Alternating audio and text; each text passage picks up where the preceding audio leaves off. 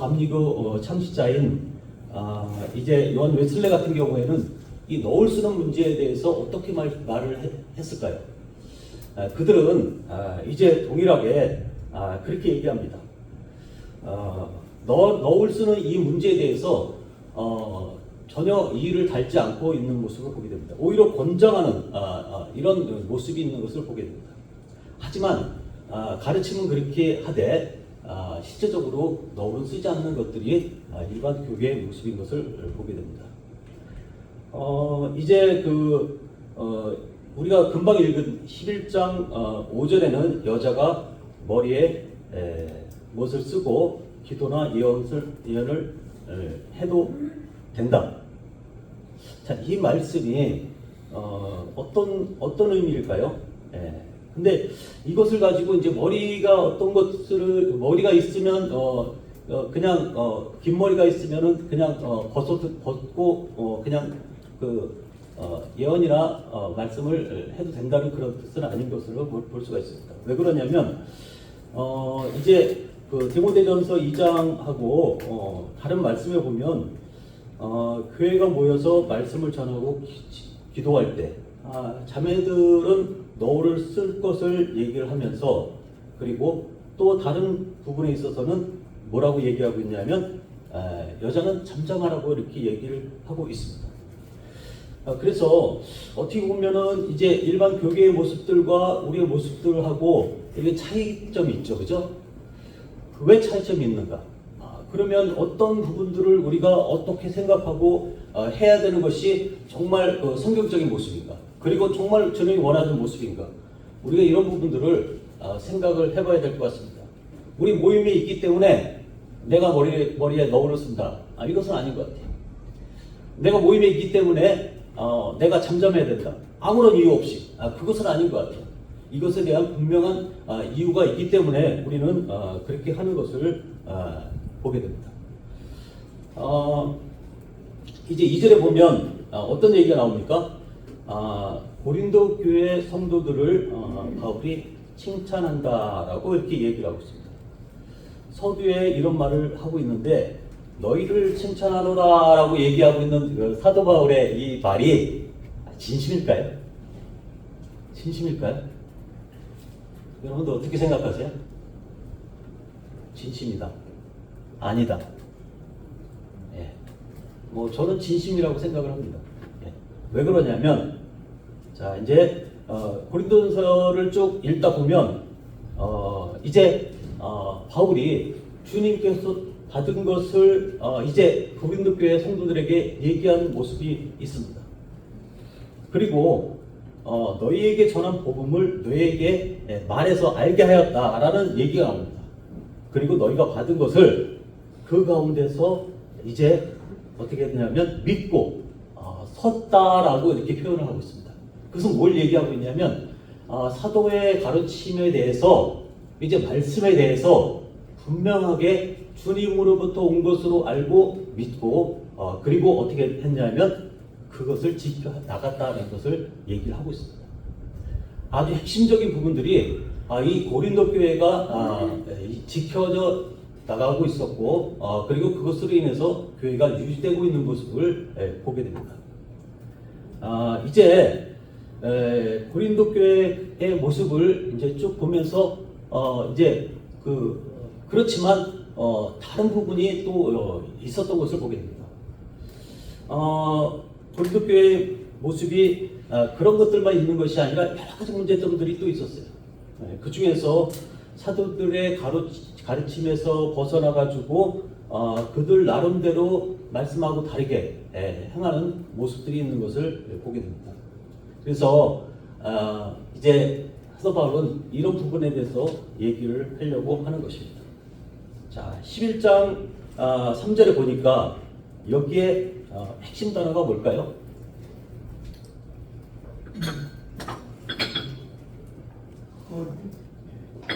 머리죠, 머리.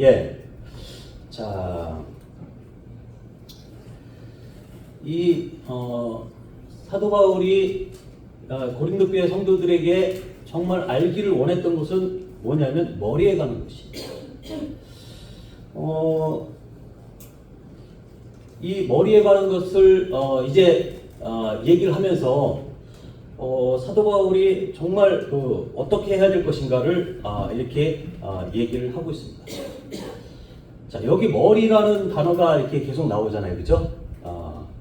어떻게 나옵니까?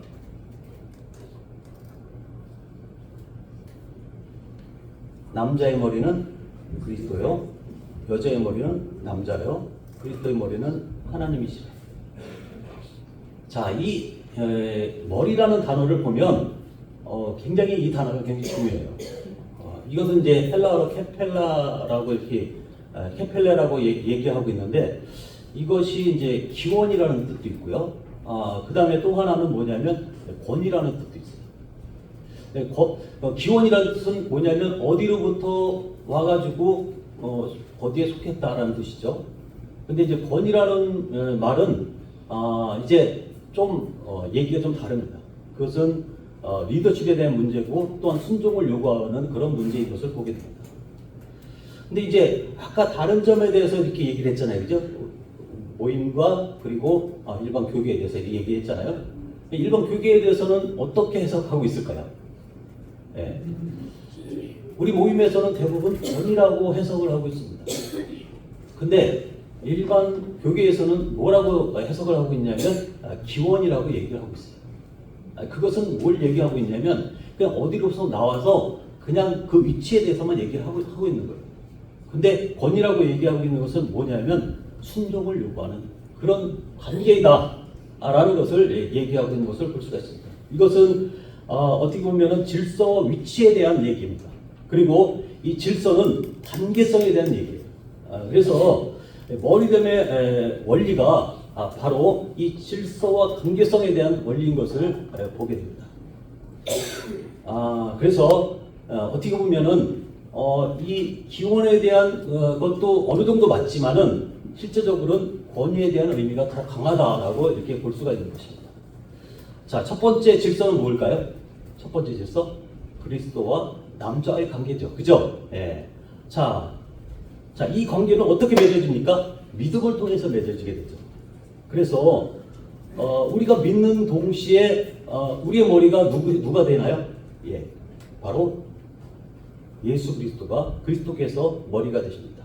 이것은 그 믿음을 통해서 이루어지는 모습인 것을 볼 수가 있습니다. 자, 두 번째 질서는 뭐예요? 남자와 여자의 관계죠. 자, 이 관계는 어떻게 맺어지나요? 남자와 여자의 관계는 네, 그렇죠. 결혼을 통해서 이렇게 맺어지죠. 자, 남편과 아내의 관계, 이것이 그리스도와 그리고 성도들과의 관계를 또한 묘사하기도 합니다. 그리스도께서 죽기까지 이 교회를 사랑하시고 또 교회는 그리스도의 복종함을 통해서 사랑과 복종의 관계가 이제 이루어지는 것을 보게 됩니다. 에베소 5장에 보면 남편이 아내의 머리됨이 그리스도께서 교회의 머리됨과 같으니라고 이렇게 얘기를 하고 있는 것을 보게 됩니다. 그리고 이것을 통해서 어떤 누가 이제 존재에 대해서 어떤 것들을 누가 머리에 더 위에 있고 뭐 아래에 있고 우열의 문제가 아니라는 것을 보게 됩니다. 이것은 뭐냐면 사랑 관계라는 것을 보게 됩니다. 이것은 두 개체가 모두가 하나님의 사랑을 받는 인격체인데 남자는 주님의 사랑으로 여자를 사랑하는, 그리고 여자는 그 사랑에 보답하는 것으로 이제 복종하는 이런 관계인 것을 볼 수가 있습니다. 마치 교회와 그리스도의 관계하고 비슷하다고 이렇게 볼 수가 있습니다.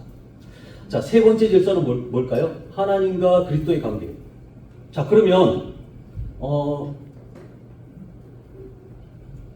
하나님이신 성부 하나님의 머리는 예수 그리스도의 머리는 성부 하나님이라고 이렇게 얘기할 수가 있겠죠. 근데 사실적으로 보면 이것은 좀 뭔가 이렇게 맞지 않는 얘기죠, 그죠? 네, 삼일체 하나님은 동등하신 하나님이신데 어떻게 그분이 머리가 될 수 있느냐? 근데 실제적으로 그렇게 얘기할 수가 있습니다. 어떻게 얘기할 수 있느냐? 자, 그리스도는 조금도 아버지에 비해서 열등하지 않으시죠, 그죠? 근데 성육신을 통해서 어떻습니까? 그리스도는 아버지 하나님께 겸손함으로 순종함을 배우셨던 것입니다. 자, 이런 관계를 얘기하는 것이지 성부 하나님보다 성자 하나님이 못하다 이런 얘기가 절대 아닌 것이죠. 마치 여자가 그 남편이 아내가 남편보다 못하지 않다라는 것을 얘기하는 것하고 같은 것이죠. 자, 이런 관계에 있어서 그럼에도 불구하고 이런 질서가 있다는 것을 보게 됩니다. 자, 그리스도와 남자의 위치 관계에 있어서 머리가 누구예요? 예, 그리스도인 것을 보게 됩니다. 그리고 여자와 남자의 관계에 있어서는 남자가 머리인 것을 보게 됩니다.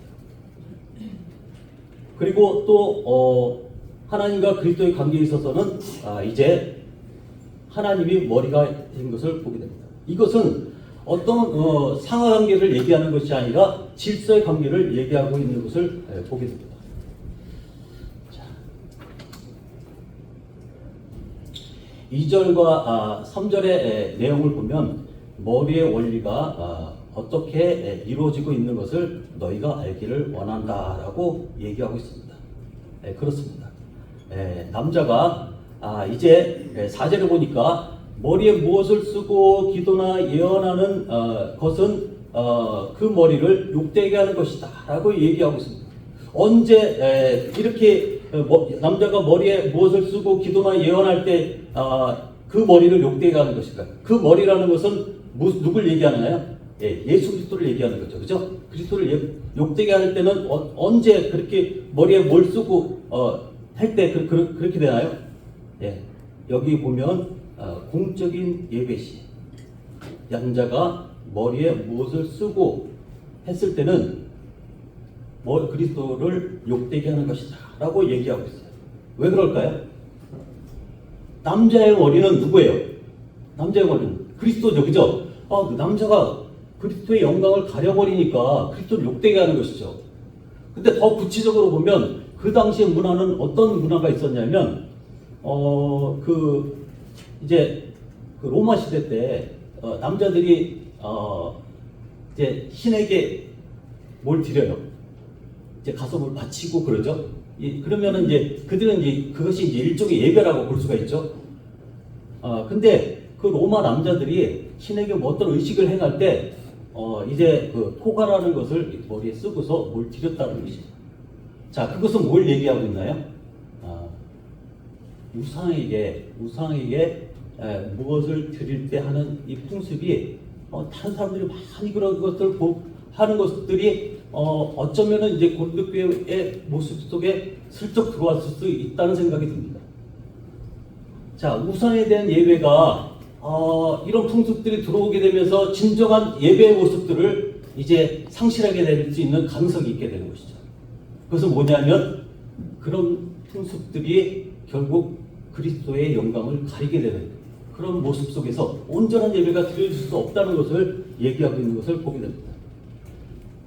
자, 남자는 영적인 머리인 그리스도를 이제 욕되게 하는 그런 일들을 해서는 안 된다는 것을 얘기하고 있습니다. 자, 5절에 보니까 이제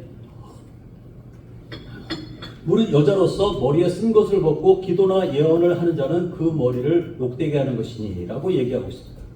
이는 머리를 민 것이나 다름이 없음이라 라고 얘기하고 있습니다.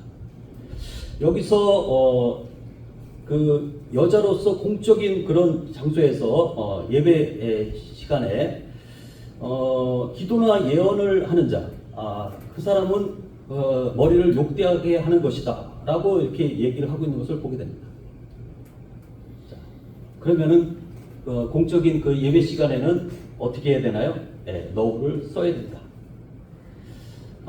공적 예배에서 여자가 인도하거나 얘기를 꺼내서는 안 된다는 규칙에 대해서 분명히 얘기하고 있는 것을 보게 됩니다. 이제 공적 예배에서 여자의 가르치는 것과 남자를 주관하는 것을 이제 디모데전서 2장에 보면 허락하지 않는다라고 이렇게 얘기를 하고 있고요.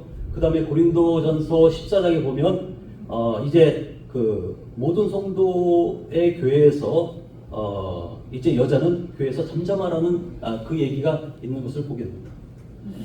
그래서 여자는 이제 공적인 자리에서는 어떻게 합니까? 이제 자기의 머리를 가림을 통해서 이제 잠잠하게 되는 그 표시를 하게 됩니다. 자, 이것은 여자의 머리가 누구라 그랬죠? 남자죠, 그죠? 남자니까 이게 남자는 사람이잖아요, 그죠? 사람의 영광을 이제 가리는 그런 모습을 보게 되는 것입니다. 그래서 우리가 이제 자매님들의 그 너울을 쓰는 그 모습을 보게 되면 뭘 생각을 해야 될까요? 저 여자가 예수님 앞에서 그 자신의 머리를 가리고 있구나, 이렇게 봐야 되나요? 아니면 남자들은 그것을 보면서 내 머리가 이렇게 가려져서 이제 나의 영광이 가려지고 예수님만, 그리고 성부 하나님만, 성령 하나님만 영광을 받으시는 거라고 이렇게 생각을 해야 되나요? 어떻게 생각을 해야 되나요? 어떻게 생각해야 되나요? 저 자매님이 하나님 앞에서 자기 영광을 가리고 있구나, 이렇게 생각을 해야 되나요? 아니면 남자들이 그것을 볼 때 내 영광이 가려졌다고 생각을 해야 되나요? 후자죠, 그죠? 네. 자, 남자와 여자의 그런 영광이, 사람의 영광이 가려지고 이제 누가 영광을 받아요? 누가 영광을 받아요? 예, 하나님이 영광을 받으시는 그런 질서를 얘기하고 있는 것을 보게 됩니다. 자, 우리가 하나님 앞에 예배를 드릴 때 자신의 것으로 드리는 자들은 어떻습니까? 예. 네, 그렇죠. 합당치 않죠. 예. 오직 주님만 예배를 받으셔야 되는 것을 보게 됩니다. 자, 그러나 여자들도 이제 이제 기도나 가르칠 수 있는데 그것은 이제 자녀들과 그리고 다른 여자들과 그리고 불신자들에게 복음을 전하는 그런 일들을 할 수 있겠죠. 그 여자가 그 공적 장소에서 이제 수건을 쓰는 것이 과연 1세기에서 어떤 그 기본적인 그 문화였었던 것만은 이제 사실인 것 같아요. 당시 이제 1세기의 그 모습들을 보게 되면 이제 그 유대인 같은 경우에는 실제적으로 이제 머리에 못을 쓰고 다녔어요. 그리고 밖에 나갈 때는 특히 더 그랬고요. 뭐 집안에서는 뭐 상관이 없었던 것 같습니다. 그리고 이제 그리스 로마 시대 때 그런 공적인 곳에서 여자들이 나갈 경우에는 정숙한 여인들은 이렇게 효를 이렇게 쓰고 나갔던 모습들이 이렇게 나타납니다. 플루타코로스의 그 모랄리아라고 하는 그런 에세이집에 이렇게 그때 당시에 그것을 보게 되면 그런 얘기가 이렇게 나오게 됩니다.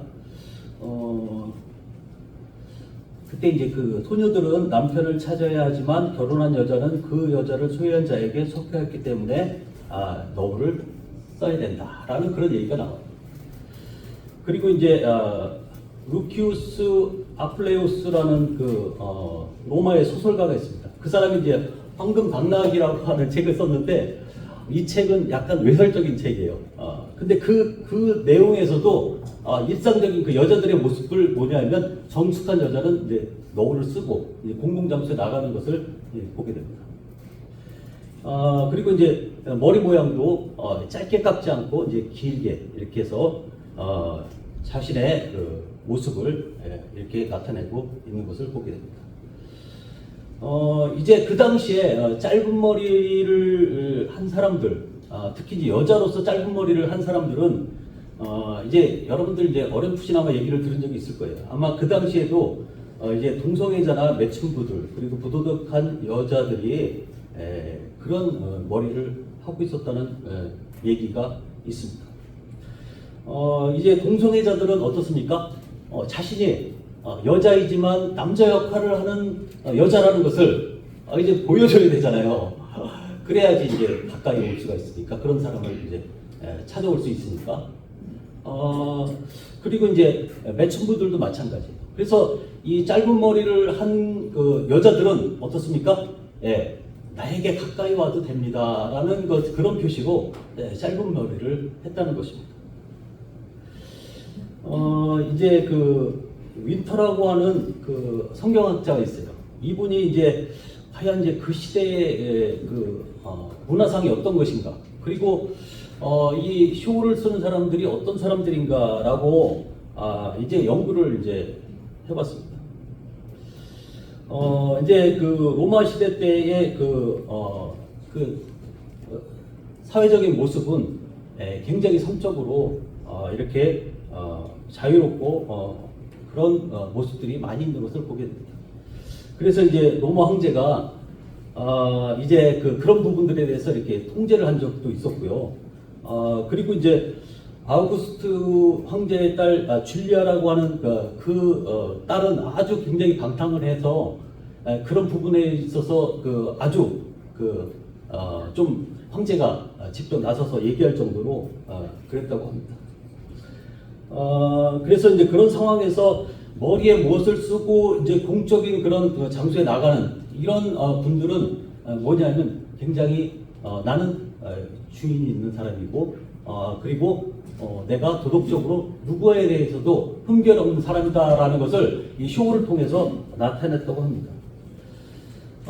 그래서 이제 그런 부분들이 이제 당시 이제 시대 상황이 이제 그렇다는 것이죠.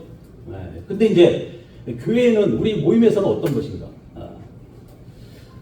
과연 이 부도덕함을 이제 커버하기 위해서 남들이 볼 때 쇼를 안 쓰고 이 커버를 안 쓰고 예배를 드리면 저 사람들 부도덕한 사람들이 모여서 이렇게 뭐 예배를 하네 하는 그런 인상을 안 주기 위해서 쇼를 썼다라고 얘기하는 사람도 있어요. 근데 그것은 이제 정확하지 않는 얘기인 것 같습니다. 성경 어디에서도 이 부도덕한 그런 모습을 보이기 때문에 쇼를 써라라는 그런 얘기는 한 군데도 없는 것을 보게 됩니다. 자, 여자들이 쇼를 쓰는 그런 문제만으로도 이렇게 바울이 쓰라고 했다고 한다면 과연 남자들은 왜 쓰지 말라라고 얘기를 했을까요? 왜 남자들에게는 꼭 쓰지 말라라고 그렇게 얘기를 했을까요? 그것은 단지 어떤 부도덕한 것을 다른 사람들에게 보이는 것에 대한 어떤 두려움, 이런 것이 아니라는 것이죠. 그것은 뭐냐면 더 이제 안으로 살펴보면 그것은 창조 질서에 대한 바울의 주님에 대한 계시인 것을 보게 됩니다. 이것은 뭐냐면 하나님 말씀에 대해서 이제 나는 질서대로 살겠습니다라고 하는 하나님께서 주신 권위에 순종하고 그리고 그 질서대로 살겠습니다라고 하는 신앙 고백이지 그것이 외부의 어떤 눈 때문에 그런 것은 아니라는 것이죠.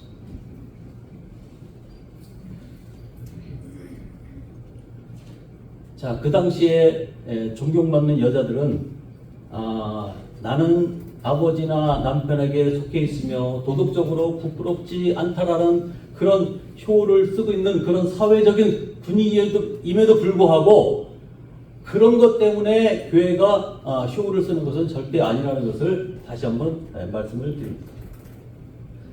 자, 이제 7절을 한번 보도록 하겠습니다. 7절에 보면 영광에 대해서 나옵니다. 자, 여기 영광이 나오죠. 남자의 영광과 여자의 영광이 나오게 됩니다. 남자는 하나님의 형상과 영광이니 그 머리에 마땅히 쓰지 않거니와 여자는 남자의 영광입니다. 자, 남자는 하나님의 영광과 형상과 영광이라고 그랬습니다. 자, 남자는 그래서 쓰지 않는다고 얘기했죠, 그죠? 예. 자, 남자는 하나님의 형상과 영광이라고 얘기를 했는데 이 하나님의 형상과 영광, 이것은 어떤 것을 얘기하겠나요? 하나님의 형상은 이제 하나님의 모습을 닮았다는 그런 것들도 얘기할 수 있겠지만 이 주권을 포함하고 있는 것을 보게 됩니다. 그래서 이제 그 주권을 갖고 있는 그 남자가 마땅히 해야 될 일들이 있어요. 마땅히 해야 될 일들이 무엇일까요? 네. 하나님을 향해서 예배를 드리는 것입니다. 남자의 임무는 특별히 하나님을 향해서 있어야 되는 것입니다. 공적인 예배에서 남자들은 그리스도께 영광을 돌리는 행위를 해야 되는 것이죠. 공적 예배에서 남자들이 정말 해야 될 일들은 뭐냐면 그리스도께 영광을 돌리는 일을 해야 되는 것이에요. 자, 그렇기 때문에 자신의 머리가 누구예요? 그리스도의 머리라고 그랬죠. 그리스도라고 그랬죠. 그러니까 머리에 쓰면 될까요? 안 될까요? 안 되는 것이죠. 자, 단지 머리에서 안 쓸 뿐만 아니라 어떻게 자기 임무가 뭐예요? 그리스도께 영광을 돌리는 거예요. 이것이 공적인 장소에서 그리고 예배 시간에 당연히 해야 될 일들이에요. 자, 그러면 여자는 남자의 영광이다. 그것은 무엇을 얘기하나요? 남자가 이러한 임무를 수행할 때 이제 여자는 돕는 자의 역할을 해야 되는 것이죠. 자, 그러면 남자만 온전하게 예배를 드리고 돕는 자는 그냥 옆에서 그냥 가만히 앉아서 기도만 하고 그냥 그 조력자로 따로 떨어져 있는 어떤 그 엑스트라처럼 그렇게 있는 건가요? 그렇지 않다는 것을 얘기합니다. 여기서 영광과 영광이 얘기하잖아요. 그죠? 예. 남자와 여자의 영광에 대해서 얘기를 하고 있잖아요. 이 영광이 사실은 무엇과 연관이 되고 있냐? 하나님과 연관이 되고 있는 것을 보게 됩니다. 남자가 이제 하나님에 대해서 주님께 예배를 온전하게 드릴 때, 그리스도의 영광을 위해서 이제 어떤 행위를 할 때, 여자는 어떻습니까? 조력자로서 같이 행하는 거예요. 이것이 같이 어우러져서 하나의 온전한 예배가 이루어지는 것을 보게 됩니다. 이것이 바로 사람이 하나님께 드리는 영광인 것을 보게 됩니다. 자, 단지 이 관계 속에서 누가 주도적인 역할을 해요? 주도적인 역할을 하는 사람은 누구예요? 남자예요? 여자예요? 남자예요. 예.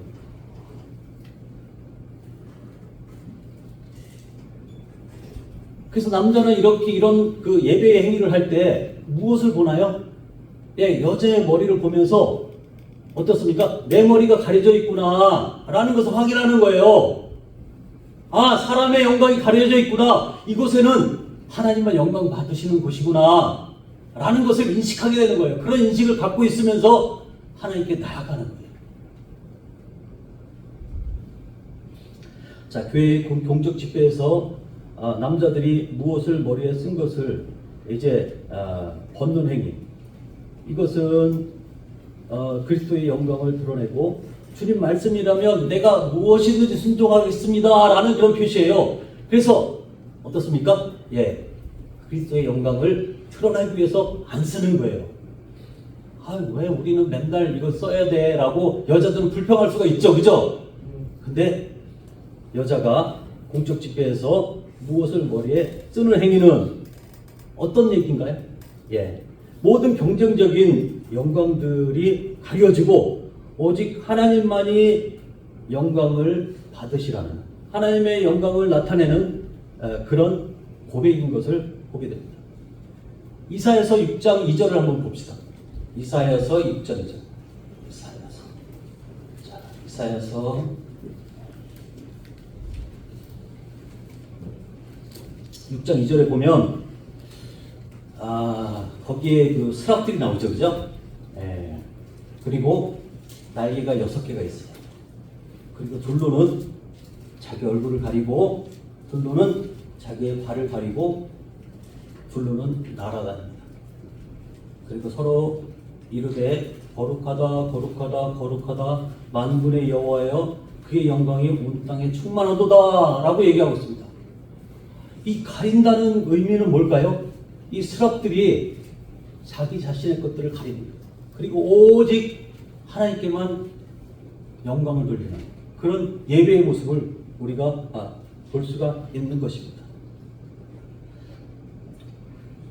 자, 이제 이런 외적인 상황들이 우리 내적인 믿음을 이제 대변해주고 있는 것을 보게 됩니다.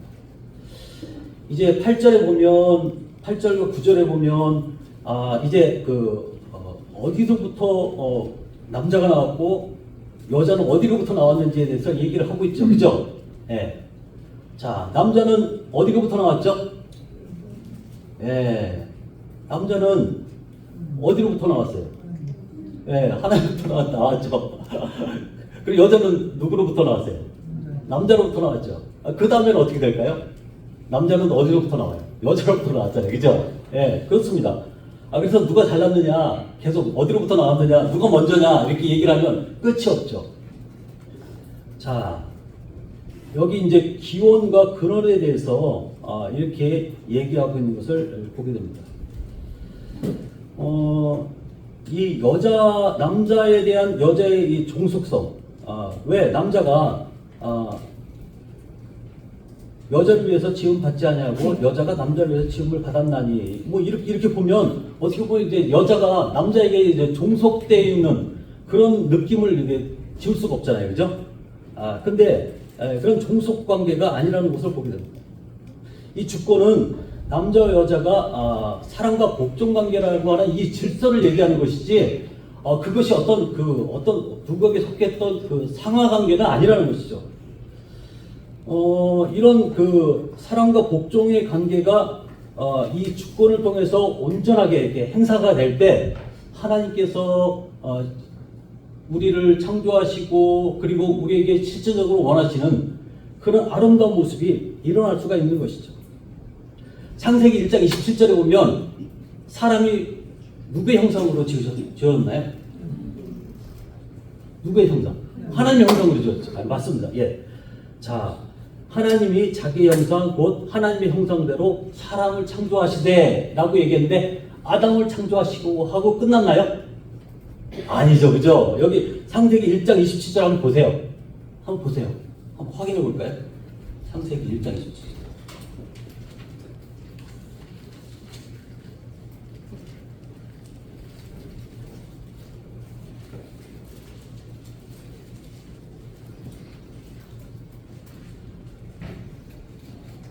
자, 여기서 하나님의 형상이 과연 남자만으로서 완성이 될까요? 아니면 여자와 남자가 같이 있었을 때 완성이 될까요? 그렇죠. 예, 그렇습니다. 자, 그리고 어떻습니까? 예, 여자와 남자가 창조되었던 것을 얘기하시면서 31절에 뭐라고 얘기했어요? 결론적으로 하나님 보시기에 지으신 것을 보시기에 심히 좋았더라. 예. 자, 이것이 뭘 얘기하고 있냐면 곧 하나님께서 자기 형상을 드러낼 때, 이 자기 형상을 드러낼 때는 남자 단독으로 안 된다는 것이죠. 여자 단독으로도 안 된다는 것이에요. 그럼 누가 될까요? 남자가 여자가 같이 있었을 때, 이런 창조의 질서 관계에 있었을 때, 그럴 때 하나님의 형상이 보이게 되는 것이에요. 자, 그러면 우리는 예배를 어떻게 드려야 될까요? 남자는 하나님 앞에서 최선을 다해서 드려야 되겠죠. 그럼 여자는 어떻게 될까요? 그 질서에 따라서 그 예배를 도와야 되는 것이에요. 그러면 여자는 어떻게 될까요? 자기 사람의 영광을 가리는 이 커버링을 하고 주님만 영광 받으십시오 라고 얘기를 해야 되겠죠. 그럼 남자는 어떻게 해야 될까요? 자기 머리가 그리스도인 것을 알고 뭘 씌우면 안 되겠죠. 그래서 쓰지 않는 것이 의무예요. 어떻게 보면은 너를 쓰느냐 안 쓰느냐에 대해서만 이렇게 집중하고 있는데 남자들은 쓰지 않는 것이 의무라니까요. 자기 머리를 가리는 것은 이제 여자들의 표식을 통해서 이제 인식이 되는 것이죠. 그리고 나의 머리는 그리스도의 영광이라는 것을 알고 어떻게 되냐면 쓰지 않는 것입니다. 자, 이제 다시 11장으로 넘어가 보도록 하겠습니다. 자, 10절에 보면 천사 얘기가 나오죠, 그죠? 뜬금없이 천사가 얘기가 나와. 그리고 권세 아래 있는 표를 그 머리에 둘지니라. 누가 그래야 될까요? 누가 그래야 돼요? 남자일까요, 여자일까요? 여자예요? 남자분들 어땠습니까? 여자예요, 남자예요? 여자는 이렇게 얘기하고 있죠, 그죠? 권세 아래 있는 표를 머리에 둘지니라 이렇게 얘기하고 있습니다. 여자는 남자의 권세 아래에 있다는 것을 증명한 후에 자기가 권세 아래에 있음을 나타내는 표를 이제 머리에 두어야 된다는 소리죠. 이것이 이제 그 얘기하면서 이러므로라고 이렇게 얘기를 했어요. 그러면서 뭐라고 얘기하고 있냐면 권세 아래에 있는 표를 그 머리에 둘지라라고 얘기를 했습니다. 이것은 천사 얘기를 하면서 천사 때문에 그죠? 천사로 인해서 이제 어떻게 된다고요? 권세 아래에 있는 표를 머리에 둘지니라. 그거 써야 된다는 소리예요, 그죠? 예. 누구 때문에 또 써야 돼요? 아까는 하나님의 영광에 대해서 얘기를 했고, 그 다음에 또 지금 천사에 대해 얘기하잖아요. 천사 때문이라도 써야 된다는 소리예요. 이게 뭔 말이에요? 이게 뭔 말이에요? 네. 자, 천사들은 천지를 이제 지었고, 그리고 남자 여자를 지을 때까지 어떻습니까? 다 봐왔죠, 그죠? 그리고 또 그들이 아주 트라우마적인 것이 하나 있어요. 또 하나는 뭐냐면 천사들이 반역할 때도 그들은 그 과정을 다 봤어요. 여기서 얘기하고 있는 이 천사는 선한 천사일까요? 아니면 악한 천사일까요? 선한 천사일까요? 악한 천사일까요? 네. 어떤 학자들은 선한 천사, 악한 천사 다라고 얘기하고 어떤 학자들은 선한 천사라고만 얘기하는 사람들도 있어요. 근데 상관없습니다. 왜 그러냐면 어쨌든 천사들은 이 과정들을 다 봐왔어요. 다 알고 있어요. 자, 그러면서 땅에 기초를 놓을 때, 그리고 모퉁이에 주춧돌을 놓을 때, 그리고 그때 하나님께서 그 과정들을 다 이렇게 행하는 모습들을 천사들이 같이 봤거든. 그러면서 천사가 한쪽에서 생각하고 있는 것이 뭐예요? 반역이에요, 반역. 이 반역을 생각하면서 어떻게 될까요? 과연 이 피조물들이, 그리고 하나님 사랑하신다고 하는, 그리고 하나님께서 놀랍게 자기 피로 산 이 귀한 존재들이 어떻게 하고 있는가? 궁금하지 않겠어요, 그죠? 예. 궁금할 거란 말이에요. 저들이 뭔데 하나님 놀라운 자기 피를 쏟아가지고 구원해 주셔서 교회로 모이게 했는가? 궁금할 거 아니에요. 도대체 뭐 때문에 저렇게 귀중하게 여길까? 근데 천사들 머릿속에서 생각하는 트라우마가 하나 있어요. 그건 뭐예요? 반역이 한번 일어났죠. 사람이 반역하고 다시 돌아왔잖아요, 그죠? 저들 반역할 것인가 안 할 것인가 관심사일 거 아니에요. 그래요, 안 그래요? 네.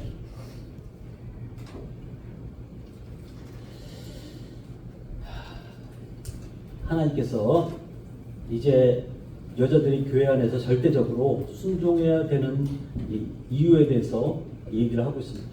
하나님, 그리스도, 남자와 여자로 이어지는 이 신적인 존재, 이 창조의 질서 때문에 쓰라고 하는 것이죠. 그리고 창조의 원리 때문에 그렇습니다.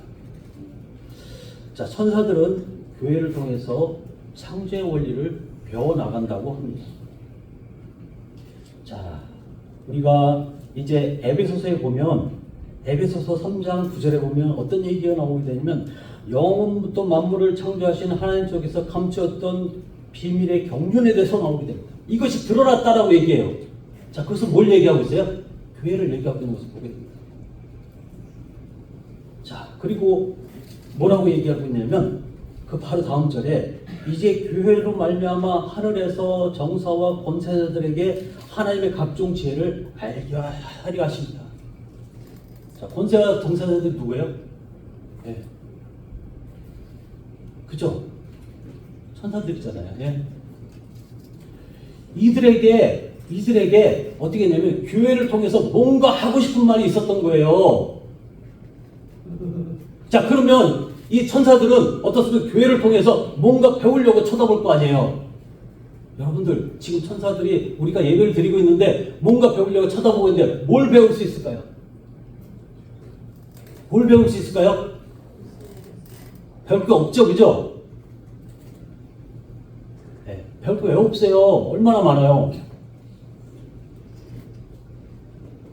무엇을 배우려고 이 주님께서 핏값으로 산 이 교회를 내려다보고 있을까요? 그것은 이제 이 창조 질서가 제대로 잘 지켜지고 있는지, 그리고 이 천사의 이 뼈아픈 이런 모습들이 자기들을 계속적으로 되뇌게 할 것입니다. 내가 하나님 앞에서 이 권세를 가리는 이 여자들의 모습을 보면서 내 자신의 영광을 가리고 하나님께 자신의 영광을 드려야 된다는 이 소명감을 잊지 않을 것입니다. 여러분들, 이제 우리끼리의 예배 이런 것들을 넘어서는 것들을 얘기하고 있지 않습니까? 예? 이것은 우리끼리의 것을 훨씬 넘어서는 얘기예요.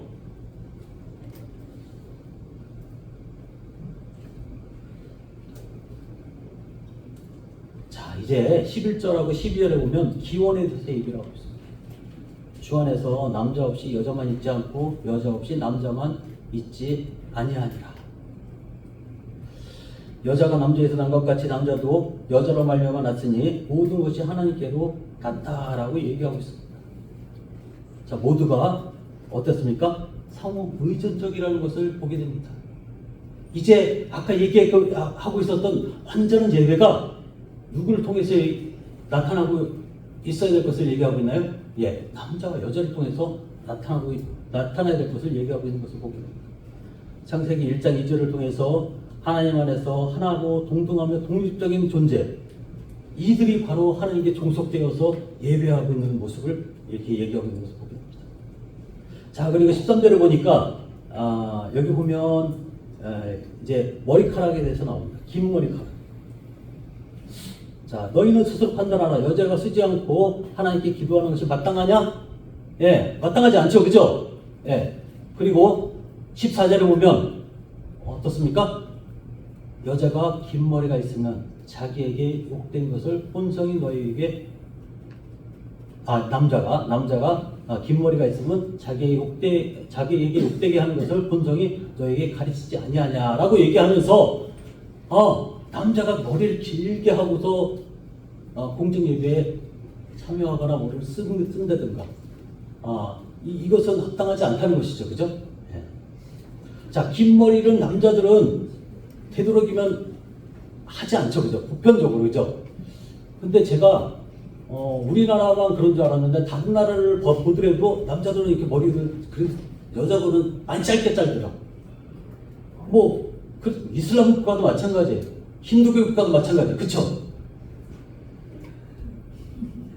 저기 도인들 말고 철학자들 막 길어서 록밴드 하는 사람들, 이런 사람들 말고 보편적으로 그렇다는 거예요. 이것은 뭘 얘기하고 있냐면 남자의 본성이 그렇게 얘기하고 있는 거예요. 여자의 본성은 어떤가요? 여자의 본성은 머리를 길르는 거예요. 그것은 뭐냐면 커버링을 염두에 두고 있다는 소리예요.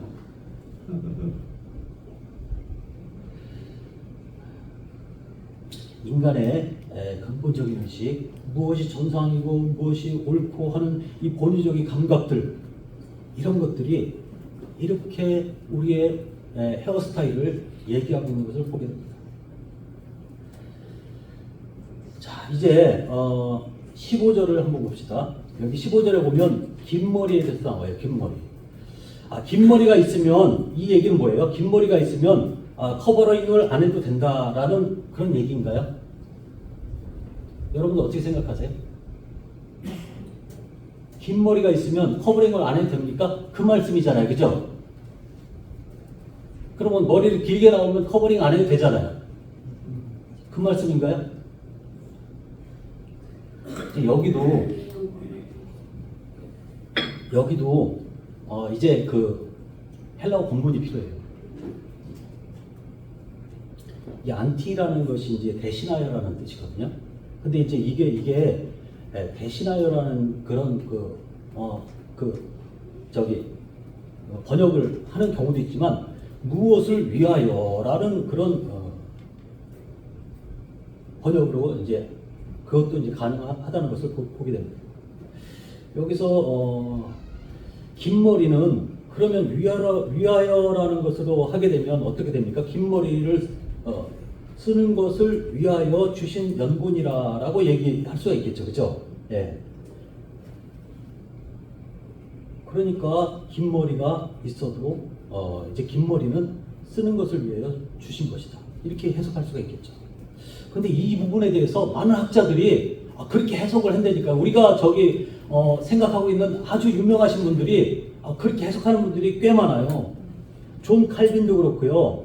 그리고 웨스트민스터 그 신학 박사인 존 머레이도 이런 얘기를 하고 있어요. 그러면 우리는 어떻게 해석을 해야 될까요? 당연히 무엇을 위하여라고 해석을 해야 되겠죠, 그죠? 예. 그래서 긴 머리가 있어도 어떻게 된다? 커버링을 해야 된다, 안 해야 된다? 해야 된다라고 이렇게 얘기할 수가 있겠습니다. 그러면서 이제 16절에 보면 이제 마지막 절입니다. 다 왔습니다. 이제 변론하려는 태도를 가진 자가 있을지라도 우리에게나 하나님의 모든 교회에는 이런 규례가 없느니라. 여기서 변론하려는 태도를 가진 자가 어떤 자일까요? 그렇지. 이거는 그냥 옳고 그름을 따지기보다 자기의 결정을 딱 생각해놓고 무조건 자기 주장을 하려는 그런 무대뽀인 사람들을 얘기해요. 자, 여기서 우리에게나 하나님의 모든 교회에 우리는 누굴까요? 사도들을 얘기하고 있죠. 사도적인 이 권위에 의해서 이제 바울을 포함해서 그분들을 얘기하고 이분들이 하는 것은 뭐냐면 경건의 차원을 넘어선 얘기라는 것을 알 수가 있습니다. 자, 그러니까 이것은 그대로 받아들여야 된다라고 얘기하고 있어요. 자, 그리고 여기 보면 하나님의 모든 교회에는 이런 규례가 없느니라라고 얘기를 했습니다. 그것은 뭘 얘기하고 있나요? 예, 하나님의 모든 교회에게 주어진 보편적인 교회의 모습이다, 모형이다라고 얘기를 할 수 있습니다. 바울이 이 편지를 보내고 난 다음에 만약에 이 부분에 대해서 교회가 우리는 이렇게 할 수 없다라고 얘기해서 분명히 어떤 그 편지가 남았을 거예요. 근데 이 부분에 대해서 어떤 교회도 베베나 그리고 아주 그 신실한 루디아나 이런 그런 자매들도 어떻습니까? 아무 소리 안 했어요. 그리고 교회 그대로 순종해 나갔던 것을 보게 됩니다. 이것은 뭐예요? 그들도 창조 질서에 의해서 하나님께서 주신 말씀이라는 것을 인정했다는 뜻이죠. 자, 우리가 이것을 통해서 네 가지 교훈을 보게 됩니다. 첫 번째 교훈은 하나님께서 창조 시에 남녀의 질서를 정하셨다. 그렇죠? 네. 남자와 여자는 공적 예배에서 창조 질서를 반영해야 된다라고 이렇게 말씀을 드릴 수 있겠습니다. 지금은 이제 질서를 파괴하는 시대잖아요. 특히 남녀 간의 질서가 파괴됐어요. 그 권위가 이제 땅에 떨어져 있습니다. 그것이 동성애 문제, 그리고 이혼 문제, 자녀 문제로 이렇게 나타나게 됐고, 권위도 어그러져서 제대로 사용하지 못하고 오히려 아내를 억압하는 그런 데 쓰게 됩니다. 자, 이런 것들이 바로 질서 파괴예요. 이 창조 질서를 어그러뜨리는 그런 문제가 지금 있는 것을 보게 됩니다. 그리고 하나님은 어떻습니까? 질서의 하나님이신 것을 보게 됩니다. 자, 거역과 불순종은 누구로부터 온 것이죠? 사단으로부터 온 것이죠. 자, 우리는 이런 부분에 대해서 어떻게 생각을 해야 될까요? 자, 남자는 하나님의 영광과 하나님의 형상이다 라는 것은 이것은 대표성을 얘기하는 것이지 어떤 우월성을 얘기하는 것이 절대 아닌 것을 보게 됩니다. 자, 두 번째, 여자는 천사들로 말미암아 건설에 있는 표를 그 머리에 부어야 한다. 예. 영계의 천사들이 지금 우리가 보고 있습니다. 자, 그러면 우리는 어떻게 해야 될까요? 자, 그들이 무엇을 보고 배울 수 있을까요? 예. 자, 세 번째로는 노후를 쓰는 것은 우리의 본성이 얘기하고 있는 것입니다. 짧은 머리, 남자는 짧은 머리, 여자는 긴 머리를 하는 그것을 보면서 하나님께서 이 특별 계시를 확증해 주는 이 자연적인 자연 계시를 통해서 우리에게 나타내 주고 있는 것이에요. 자, 그리고 마지막, 이것이 과연 모든 교회에게 적용이 되는 것인가? 고린도 교회에만 적용이 되는 것인가? 아니죠, 그죠? 그 시대 모든 교회에게 적용이 됐어요. 그럼 오늘날도 적용이 될까요? 오늘날도 적용이 될까요? 예, 모든 교회라고 얘기했죠, 그죠? 예, 오늘날까지도 적용이 되는 것을 우리는 알 수가 있습니다. 여러분들, 이제 여자들이, 우리 자매님들이 노후를 쓰는 거, 이거 그냥 쓰는 게 아니에요. 다들 알고 계시죠, 그죠? 근데 다시 한번 이 말씀을 드리는 거잖아요. 여러분 다 알고 계신 내용들이에요. 우리가 예배를 드릴 때 온전한 예배가 어떤 것인지, 그리고 하나님 질서를 지키는 것이 얼마나 중요한 것인지를 우리가 오늘 다시 한번 깨닫는 시간이 되었으면 좋겠습니다. 감사합니다.